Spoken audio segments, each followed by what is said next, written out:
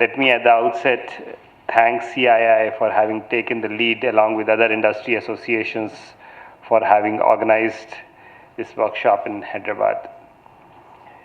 This is as part of our effort to take the message of electronics across the country so that the opportunity of electronics, which has been very eloquently spoken about by the earlier speakers, is shared with larger cross-section of industry and government officials.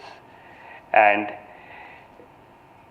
like I said earlier, let electronics be also get noticed. This has been spoken about earlier. I have a small presentation which I thought I will share with you in this context.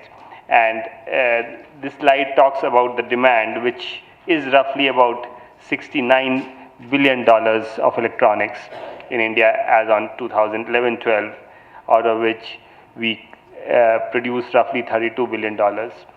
Also of relevance in this regard is that out of this $32 billion, the actual value addition is between 5 to 10%, which makes it that in real terms, we are producing about $1.5 to $2 billion worth of electronics out of $65 billion worth of electronics that we are consuming every year. The demand is projected to increase to $400 billion by 2020.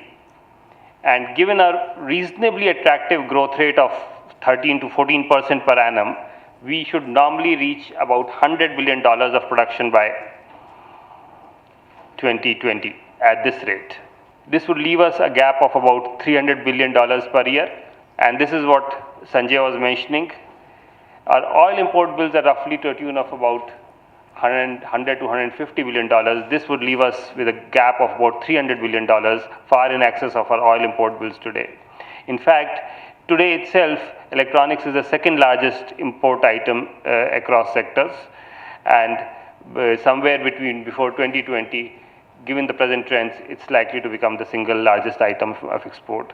And if we were to take the value addition included in this out of $400 billion, practically $350 or more billion would actually getting imported. What would be the, another point which would, so there is a huge, we are lagging behind in electronics, but this is also a huge opportunity in some way.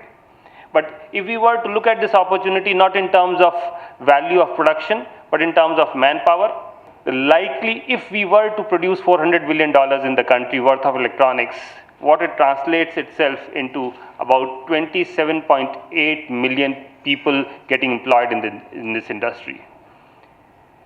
Today, IT industry, which is responsible for nearly 7% of the country's GDP and a huge portion in its economic growth, employs roughly 2.8 billion. The potential in terms of employment for electronics is mammoth compared to a service sector industry. And that's why it's so extremely relevant from the Indian perspective, from a state's perspective, that this industry is given necessary support that it deserves.